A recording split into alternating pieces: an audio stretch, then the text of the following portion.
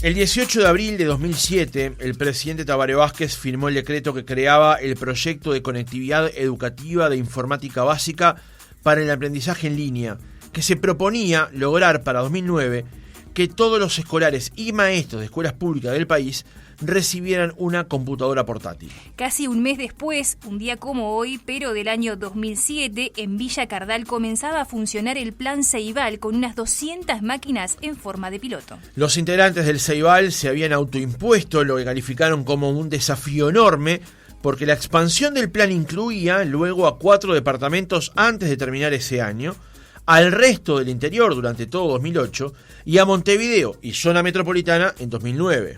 El programa, que en un comienzo fue concebido como un plan de inclusión e igualdad de oportunidades, terminó incorporando programas tecnológico-educativos como la plataforma adaptativa de matemática y la plataforma de gestión del aula CREA.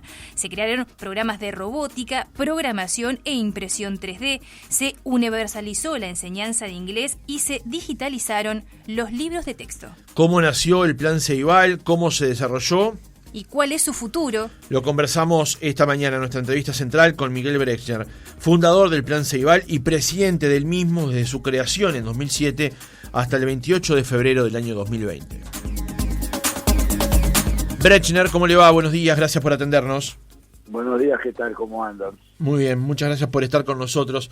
Brechner, para hacer justamente, ya que la fecha lo impone, un repaso acerca de cómo ha sido la historia del Plan Ceibal, una nota muy interesante de los colegas de las diarias de estos días contaban justamente cómo fue el inicio. Cuéntenos acerca de la génesis de este plan. A ver, primero un día feliz, con muchos recuerdos, con muchas cosas y muy contento de todo lo que hicimos y de lo que se está haciendo. Esto empieza sobre fin del 2005, principio del 2006. Yo leo por ahí una noticia que quieren fabricar una computadora de $100. Era en aquel momento una cosa que era absolutamente increíble poder lograrlo. Y entonces le planteo a Jorge Lepra, que en paz descanse, el ministro, yo era presidente del LATU, le planteo qué le parece si lo hacemos en Uruguay. Jorge Lepra era en ese momento ministro de Industria. Claro, yo era presidente del LATU, Jorge Lepra era el ministro de Industria, que era mi jefe. Y me dice, exploralo. Y me pongo a explorarlo, digamos. Me parecía muy ambicioso, muy lindo. Y empiezo a buscar, a tratar de conseguir, a ver si podemos conectarnos con el MIT, que era el que había desarrollado la idea. Negroponte era el capo de un área del MIT, o sea, el director de ese área. Y no logro que nos den corte, digamos, hablando mal y pronto. O sea, nadie le da corte a Uruguay. Uruguay es un país muy chico y lo estamos buscando países grandes. Pero insisto mucho, pido a la embajada americana que ayude y finalmente me pongo en contacto con David Cavallo, que era uno de los manos derechas de Negroponte. Él viene a Uruguay y, como digo yo, en las corridas matinales lo convenzo que vale la pena hacer la prueba en Uruguay. Y ahí básicamente el 2006 se va en todo esto. Exploro también qué otras alternativas hay y sobre el final del 2006, en noviembre, pido una reunión con el presidente, con el doctor Tabaré Vázquez, y me da 15 minutos de reunión y bueno, le planteo por qué no le damos una computadora a todos los niños de educación pública y le hago todo el planteo, un poco la idea, todo lo que había yo elaborado en ese momento. Y a los 14 minutos y medio me para y me dice, Miguel, dale para adelante, lo hacemos. Y fue, yo diría, una visión increíble la que tuvo Tabaré, porque estamos hablando de 2006, yo no sé si ustedes se acuerdan, Facebook, que hoy tiene 3 billones de usuarios, en aquel momento tenía alrededor de 5 millones. No había Instagram, todo, o sea, estábamos en los albores, no había iPhone. O sea, no había nada de todo esto, lo que hay hoy, que para nosotros es todo normal. Y la verdad que la visión de Tabaré de hacerlo fue espectacular, rápida. Yo creo que el mérito de Tabaré es infinito en esto y además era un individuo que por su profesión de oncólogo, él sabía manejar riesgo. Todos los días cuando un médico está con un paciente sabe qué hay que hacer, o sea, toma la decisión, no puede estar meses discutiendo. Y Y así le dio para adelante. Después hicimos otra reunión más donde fijamos algunos parámetros, cómo lo íbamos a hacer, cómo abarcar esto. Y alrededor del 10 o 12 de diciembre del 2006 lo anuncia. Y él en su presidencia dice, este es el anuncio más importante de mi presidencia. Obviamente, en aquel momento la gente decía, esto es humo, no lo van a poder hacer, no se puede hacer. Y bueno, por suerte construimos un equipo humano de primer nivel, joven, y empezamos de cero y se hizo mucha cosa. O sea, digamos, si uno mira lo que se hizo y lo que se está haciendo, da para estar muy orgulloso, muy contento y ver que ha cambiado muchas cosas de la sociedad uruguaya. Uh-huh. En general los uruguayos viven quejándose y no le alcanza una cosa, no le alcanza otra, pero después pasa el tiempo y se va sentando y queda claro el fenómeno que tuvo y la importancia que tuvo Ceibal para la sociedad uruguaya en lo que tiene que ver con equidad, acceso a tecnología, internet, plataformas educativas, y ni que hablar en esta pandemia. Somos unos privilegiados en América Latina y en el mundo porque los niños se han perdido tan poco clases y contacto con sus maestros gracias a lo que se había armado en Ceibal, más lo que se hizo durante la pandemia. Uh-huh. Brechner, ¿cuál fue el leitmotiv, digamos, de llevar adelante este plan? Porque en un momento se planteaba que era que todos los escolares y maestros de escuelas públicas del país recibieran una computadora portátil. ¿Pero qué se buscaba en el fondo? ¿Era ese concepto de igualdad ante aquel que tenía la oportunidad de tener una o comprársela y aquel que no iba a llegar nunca a hacerlo? Bueno, en aquel momento, en el año 2006, la relación de acceso a tecnología e internet en un niño de un hogar rico, del quintil más rico, y un niño del quintil más bajo, ¿sabes cuánto era? No. 9-1. O sea, por cada niño del quintil pobre que tenía acceso a tecnología, 9 del quintil rico tenía. Entonces, el primer objetivo fue, la tecnología va a cambiar el mundo. O sea, acá hay una cosa que, digamos, yo vengo del mundo tecnológico, ¿ok? Mi primer evento de computación que yo fui fue en el año 78. Te quiero decir simplemente, la cantidad, yo vi todo el proceso. Entonces, era claro en ese momento que la disrupción que la tecnología estaba causando iba a impactar en todo lado. Entonces era importante que lo antes posible Uruguay llegara a una situación en que todos los niños tenían el mismo derecho. Tenía el mismo derecho a tener un dispositivo, a jugar, porque mucha gente dice, no, pero con la computadora juega. ¿Y por qué puede jugar el chiquilín de Carrasco y no el chiquilín de Casaballe? Yo recuerdo perfectamente, obviamente que los niños jugaban, los niños filmaban. No sé si ustedes se acuerdan la primer filmación en YouTube que subieron de Villa Cardales del parto de una vaca y tuvo 100.000 vistas enseguida, porque para ellos era nuevo, pero además difundían, se comunicaban entre ellos. O sea, era el primer objetivo del Ceibal era equidad, que todos tengan el mismo derecho de arrancar del mismo punto. El acceso a tecnología es fundamental. Después hay que hacer muchas cosas más que las fuimos haciendo con los años, ¿tá? Pero el primero es el derecho. Cuando en el 2009 terminamos de entregar las máquinas en primaria, la diferencia entre niños de primero a sexto, entre los más ricos y los más pobres en acceso a tecnología ya no existía. Y eso impactó en los hogares, impactó en padres que aprendieron computación, impactó en madres que usaban la computadora de los niños para vender cosas en Facebook o en otras plataformas, impactó de las maneras más increíbles, pero impactó fundamentalmente en la autoestima. Cualquier niño de este país tenía acceso a lo mismo, no importaba su origen. Y eso es una cosa fundamental. A veces, ahora nosotros creemos que tener un celular es tecnología. Tener un celular es tecnología, pero no es lo mismo que tener una computadora. No es lo mismo que tener una tablet. Son dispositivos distintos y dan para charlas muy largas. Claro. Pero el primer objetivo era resolver el problema de la inequidad. Después nos fuimos fijando otros objetivos, porque cuando yo siempre digo, Ceibal tiene la virtud que resolvió problemas, no discutió, los resolvió. En Uruguay, en la escuela pública, en una época te daban los libros, dejaron de darlos. Ceibal te los volvió a dar, los libros y los textos. O sea, entonces, que cada niño pueda tener todos los libros en su computador o en su tablet, ese es un valor fundamental. Ahora, lo que después tenemos que lograr es que los papás lean con sus hijos, las mamás lean con sus hijos y los abuelos lean con sus nietos. Porque lo fundamental, además de que esté el libro, es que se lea. Claro. Si todo el mundo en este país leyera, estaríamos mucho mejor de como estamos hoy. Brejner, ayer para preparar el reportaje leí el libro de los 10 años de Ceibal. Y la pregunta que le quería hacer es cómo fue desarrollándose el plan.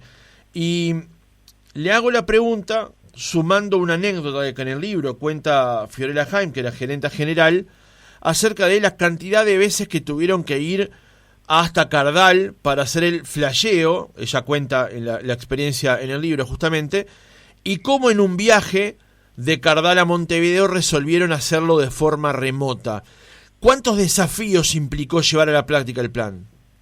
A ver, hay que hacerse la idea de lo que era. No había nada. Primero, no teníamos a quién copiarle, porque en el mundo las cosas son más fáciles cuando uno tiene a quién copiar. No teníamos a quién copiar, teníamos que inventar todo. Tuvimos muchísimos desafíos. Esto yo recuerdo, digamos, un día se nos murieron, o sea, dejaron de funcionar 50.000 máquinas el mismo día. Entonces había que ir a flashearlas, las 50.000 máquinas. No hay ejército humano que lo haga, pero por suerte nosotros teníamos una red de voluntarios que se llamaba el Rap Ceibal y que se distribuyó por todo el país para flashearlo.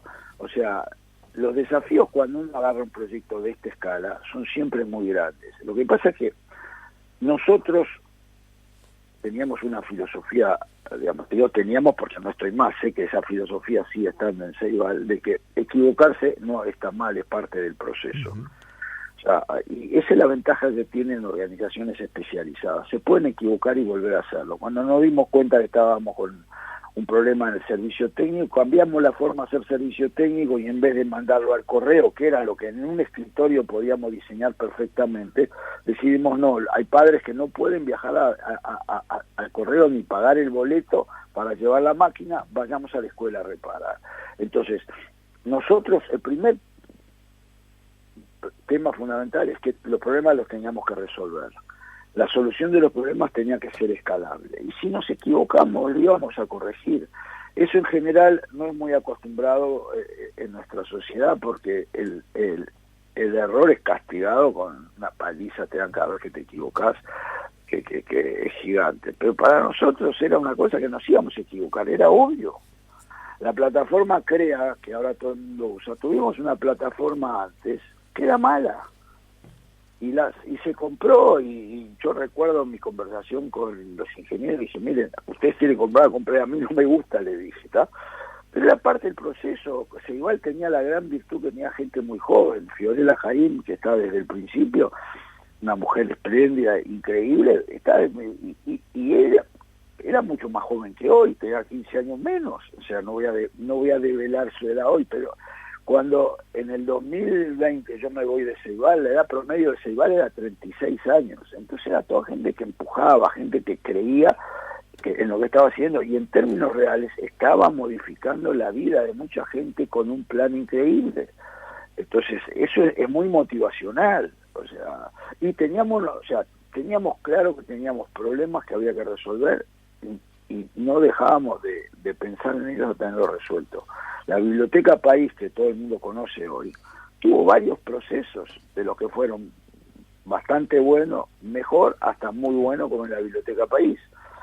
Pero en esto hay que experimentar, innovar, y si uno se equivoca, y después nos dimos cuenta de que había que dar mucho más contenido pedagógico, además de contenido estático. Entonces vino la plataforma de matemática, vino la segunda plataforma de matemática, vino la plataforma de manejo de aula, vino la robótica, vino el pensamiento computacional, vino el inglés. O sea, no sé si tú sos consciente que en el 2011, cuando empezamos, en el 2011 empieza Ceibal en inglés, ¿no? Y los primeros cursos se dan en el 2012. Solo 30.000 niños de primaria podían aprender inglés, porque no había más maestros de inglés. Entonces nosotros inventamos que el maestro de inglés esté en Filipinas o en Argentina o en Colombia, el maestro de aula dinamiza y a través de una clase de videoconferencia se aprende inglés. nos miraban como si estuviéramos locos en el mundo, ¿ok?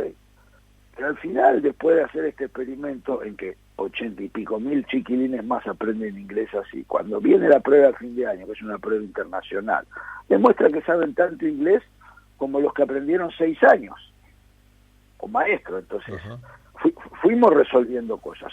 Digamos, no me cabe la menor duda que en la mitad de la pandemia igual resolvió cosas a una escala que no estaba previsto, porque la pandemia obligó a todo el mundo a usar las plataformas. Y lo resolvió, y resolvió que las plataformas de videoconferencia estén en Uruguay para que no cueste internet cuando hablas desde un celular. Eso que parece tan simple, en América no está resuelto, en América Latina te hablo, claro. O sea, hay muchas cosas que nosotros resolvimos en Ceibal, y que hoy sigue resolviendo Ceibal, que son fundamentales para lo que viene en el mundo. Entonces, yo creo que fue un proceso de muchos años que íbamos poniendo objetivos distintos a medida que íbamos resolviendo problemas. Fuimos de más a menos. El primer problema que había que resolver era que los chinos tuvieran acceso a tecnología. El segundo era que tuvieran acceso a contenido, después que pudieran mejorar la matemática, que pudieran facilitarle la vida al maestro o al docente, de dejar los deberes, de dejar los materiales. O sea, si uno lo analiza hoy mirado en perspectiva, ve que una especie de carrera de vallas, que cada vez se fueron salvando otras vallas. Brenner, recién usted mencionaba que, Uruguay no tenía a quien copiarle, que Uruguay era un país muy chiquito, pero en el caso del Plan Ceibal logró como darse vuelta a la historia, porque en definitiva también esta política social de alguna manera logró que muchos países pusieran la mirada en Uruguay. ¿Cuántos países, mientras que usted fue director del Plan Ceibal, cuántos países vinieron a consultarle para poder de alguna manera implementar este plan en otros países? A ver, acá vino gente de toda América Latina, vino gente de Estados Unidos, o sea, fuimos a dar charlas a Estados Unidos, a Europa. Era algo nuevo, distinto, nadie lo había hecho. Ahora está todo, digamos, durante la pandemia todos se apuraron a tener dispositivos. Antes de la pandemia ya otros países quisieron hacerlo, pero creo que una de las virtudes más grandes de Uruguay fue tener un diseño institucional diferente, especializado en esto, que fue lo que se consideró como Ceibal. Mientras que en otros países los asumió el Ministerio de Educación o el Ministerio de Tecnología, y eso le fue complicando. La otra virtud, o sea, nosotros tuvimos contacto con Chile, Argentina, Bolivia, Colombia, Venezuela, Paraguay, Guatemala, Honduras, yo qué sé, te puedo hacer una lista, me debo estar, Brasil, ni que hablar. Todo el mundo quería hacer cosas parecidas, pero en general en muchos países fracasó, quedó a mitad de camino porque o había un diseño institucional equivocado, o no había un presupuesto para varios años, que era el otro tema, o no había la voluntad política. Había un deseo, pero esto requiere voluntad política. O sea, acuérdense que esto lleva a consolidar, nada se hace en un día. Entonces requiere una constancia y un equipo de trabajo muy fuerte, y ahí en ese sentido la continuidad de la política en los últimos 15 años Ceibal se transformó en una política de Estado el día que todos los partidos hablaban de Ceibal. No sé si ustedes se acuerdan que en las elecciones todos los partidos decían que iban a mejorar Ceibal. Sí, yo recuerdo especialmente la campaña del hoy presidente de la República, no en esta que ganó, sino en la anterior, donde en la publicidad había chicos que caminaban con la XO en la mano. Claro, pero yo me acuerdo en Montevideo, estaba tapeado el Partido Nacional con las cosas de Ceibal. Y bien o mal, el proceso actual de este gobierno fue consolidar Ceibal en otras cosas que antes estaban a medio hacer y se consolidaron. Y es el proceso normal de las instituciones, porque las instituciones se tienen que desafectar de las personas. O sea, cuando yo me retiré del Plan Ceibal, en la charla final con la gente, yo le dije, los legados se miden cuando uno se va. En lo personal, ver que Ceibal sigue haciendo cosas, y cosas nuevas, y cosas diferentes, y cosas importantes, es lo más lindo que le pasa a alguien que pasó tantos años en un proceso.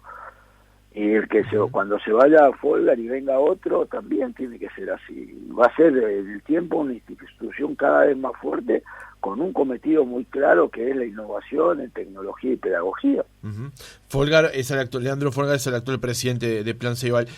Brechner, desde aquella idea de One Laptop per Child de Negroponte hasta el día que usted se fue de Plan Ceibal, porque mucha gente a veces, tal vez, no digo con un espíritu reduccionista, pero al fin y al cabo termina siendo, es que Ceibal es una computadora y un niño, nada más. Pero en realidad hay un ecosistema que engloba a Plan Ceibal dentro de una serie de actividades que va mucho más allá de solamente tener la computadora. ¿Cómo se fueron creando esas instancias hasta, por ejemplo, a los laboratorios o a las actividades regionales que se terminaron armando en torno a Plan Ceibal? A ver, Ceibal arranca como un proceso en que va a brindar tecnología a las escuelas, ¿ok? Entonces la siguiente pregunta que uno se hace es, además tecnología, ¿qué podemos brindar? Y ahí empiezan a brindar contenidos. Y después uno dice, bueno, ya todo el mundo tiene esto, ¿qué más podemos hacer para que, o sea, no es secuencial, van en líneas paralelas, pero ya que va a haber esto, ¿en qué podemos colaborar con el sistema educativo para darle más herramientas? No se olviden que en la dirección de Ceibal siempre estuvo la ANEP, siempre estuvo el MEC y siempre estuvieron los desconcentrados. O sea, no era que eran unos tipos de un lado y hacían. O sea, había problemas que planteaban los sistemas, digamos, la ANEP, y se resolvían. Ahora, una vez que uno dice, ya tengo esta herramienta, dice, ¿cómo no voy a buscar algo en matemática? Ahora, ¿a dónde va el futuro del trabajo? Hacia la computación. Nos guste o no nos guste, ya lo hemos vivido, más que, digamos, hay más pruebas de eso que de cualquier otra cosa. Entonces dijimos, bueno, ¿por qué no empezamos a pensar en robótica? Y claro, no a todos les interesa la robótica. Entonces dijimos, bueno, a quien les interesa los vamos a apoyar. Porque una de las cosas importantes que tuvo Ceibal fue poniendo a disposición de la educación pública y privada una cantidad de herramientas que no te obligaban a hacerlas. Si las querías usar, las usabas. Y eso fue ampliando el uso y ampliando las distintas, digamos, perspectivas. Si uno mira lo que hizo la robótica en la cantidad de jóvenes de este país, es increíble. No sé si ustedes vieron la película Soñar Robots, que es una película magnífica que hizo Pablo Casacuberta y estaba en los cines, probablemente después estará en alguna plataforma, donde muestra cómo los chiquilines de Tales y de otros lugares de Canelones llegan a la competencia de robótica, cómo se ven en la robótica. Cuando uno empieza el proyecto más profundo desde el punto de vista pedagógico tiene Ceibal, es la red de aprendizaje, que alrededor de 700 centros educativos trabajan en base a competencias, trabajan en base a resolver problemas de la vida real, trabajan en base a proyectos, trabajan en nuevas formas de incentivar al estudiante, que la tecnología sea una herramienta, pero no sea el centro. O sea, ese formato de trabajo que se llama la red de aprendizaje, es un cambio y consolidación muy profunda en hacia dónde tiene que ir la educación. Y bueno, eso empezó en el 2014, porque cuando uno tiene un mismo equipo trabajando y una visión a largo plazo, y no está cambiándola cada 5 años, que es uno de los problemas que tiene Uruguay, uno va consolidando las cosas. O sea, hay cosas que se empezaron en el 2009, otras en 2011, otras en 2014 y otras probablemente, y me consta, en el 2020. Uh-huh. Pero viene de atrás el acumulado. Lo más importante es seguir acumulando. Es un error refundar constantemente las instituciones. Uh-huh. Cada uno que viene siempre va a corregir algo del pasado, eso es obvio. Pero lo esencial queda. Yo estuve en el LATU 5 años de presidente y otros 8 años de director. El LATU venía de atrás, y venía de vía, y venía de los años 60. Pero ese es el valor de tener buenas instituciones, mejorarlas y encontrar bien claro cuál es su cometido. Uh-huh. Mucha gente dice, no, porque Ceibal funcionó porque lo hicieron fuera del sistema educativo. Bueno, esa era la pregunta que venía ahora, ¿no? Acerca de la ubicación institucional, porque justamente este fin de semana en el programa Polémica en el Bar se discutió ese asunto, estaba Fernando Pereira allí como invitado. Fue falso lo que dijo Lucich. Perdón, permítame ubicárselo para la audiencia. porque se planteaba allí acerca de la ubicación institucional de Ceibal dentro del sistema. El decreto que creó Ceibal justamente tiene un delegado de muchas áreas del Estado, desde AGESIC, ANI, también de ANEP.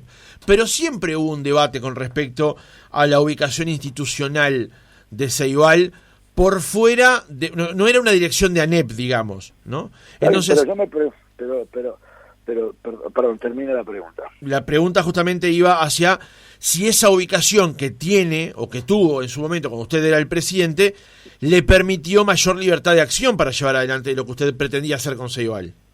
Miren, cuando yo era presidente, en el Consejo Directivo de Ceibal estaba un representante de la ANEP, un representante del MEC y un representante del Ministerio de Economía y Finanzas. El representante de la ANEP y además había una reunión quincenal con el presidente del CODICEN, el presidente o la presidenta primaria, el presidente de la Presidencia de Formación Docente y de la UTU. O sea que en todas las decisiones de Ceibal participaron las instituciones educativas. El tema equivocado de Uruguay es pensar que el diseño institucional es que hay que ponerlo todo adentro de lo mismo. Ceibal es una institución cuyo cometido era entregar computadoras e internet al sistema educativo. Yo pregunto, ¿la ANEP o el Ministerio de Educación y Cultura están preparados para entregar 300.000 computadoras en 3 años? Bueno, pues usted lo dijo al principio, nadie estaba preparado. Está bien, pero entonces busquemos cuál es el mejor mecanismo para hacerlo. Agarremos, el presidente dijo, ¿dónde lo hacemos? Yo dije, hagámoslo en el LATU, que es una organización que está preparada, que tiene una buena administración, que tiene eficiencia, etcétera. O sea, pero que tiene la capacidad de contratar, despedir, reformular. Pero es una cosa lógica. ¿Por qué todo tiene que estar en un mismo paraguas? Yo no lo entiendo. Es una necesidad de buscar el pelo en la lengua. No hay manera que una organización que tiene que entregar... Yo me pregunto, ¿cómo iba a ser la ANEP o cómo iba a ser el Ministerio de Educación y Cultura o cualquier ministerio común para organizar una cosa que era tan tecnológica? Nosotros para hacerlo recurrimos a las mejores cabezas del mundo tecnológico uruguayo porque les pedimos que trabajen voluntariamente para nosotros. Éramos una organización chica, tenía una dinámica determinada. Está demostrado que los grandes cambios y las grandes innovaciones se hacen por fuera de las organizaciones grandes. Se hacen para las organizaciones grandes, pero se hacen por fuera. Son en general divisiones, cualquier libro de innovación lo tiene más que claro. Entonces yo no entiendo que es, o sea, nada que Ceibal era contra la ANEP. Sí, la ANEP siempre estuvo, y nunca votamos dividido, nunca votamos dividido. O sea, y entonces, porque estaba el secretario, o sea, para que nos hagamos una idea, gente que pasó por Ceibal, estuvo Luis Garibaldi, que era el director de Educación. Sí. Estuvo Edith Morales, que era la viceministra de Educación, estuvo Margarita Loaces, que era la segunda del CODICEN, y después en las reuniones semanales estaban todos.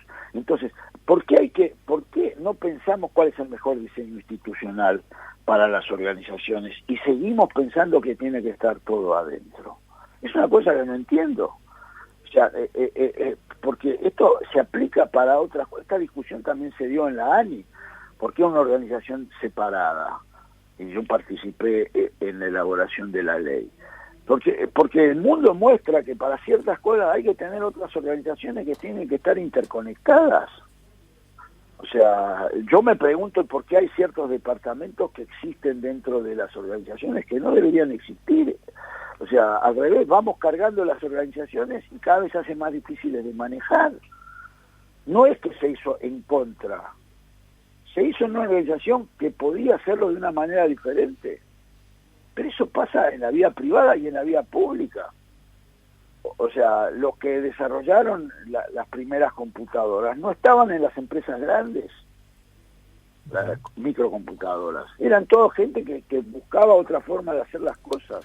Y eso es lo que hay que pensar en Uruguay. ¿Cuál es la mejor organización institucional? O sea, por suerte, digamos, esta discusión de que se hizo afuera ya media es parte de o sea, lo que pasó el otro día en polémica del VAR es falso. Patricia Madrid y Herrera y Lucy saben perfectamente, yo lo tuiteé, puse el decreto dice claramente ¿quiénes van a integrar el Consejo Asesor y la ley de creación de CEIBAL? Dice alguien, un delegado de la ANEP, un delegado del Ministerio de Educación y Cultura y un delegado del Ministerio de Economía y Finanzas. Y la reforma de la LUC sobre CEIBAL sustituyeron y pusieron 2 delegados del Ministerio de Educación y Cultura, antes una del Poder Ejecutivo. O sea, la discusión es una fascinación que hay en Uruguay para siempre buscarle un pelo. ¿Por qué? ¿Por qué? ¿Dónde está escrito que tenía que estar bajo la ANEP? No, al ser todo nuevo, todo estaba por escribir en rigor, ¿no? Claro, pero es como que me digan que la autonomía educativa tiene que ver con la autonomía de elegir qué laptop compro. Y mañana me vengan con ese argumento. No, seguramente el planteo apunta a que si hubiese estado, independientemente de que estuviera bien o mal, si hubiese estado dentro de ANEP, no hubiese funcionado tan bien como funcionó hasta ahora. Pero esa es una gana de discutir. Yo prefiero salir a correr. Bueno, ¿qué ganamos una discusión? O a sacar fotos, está perfecto.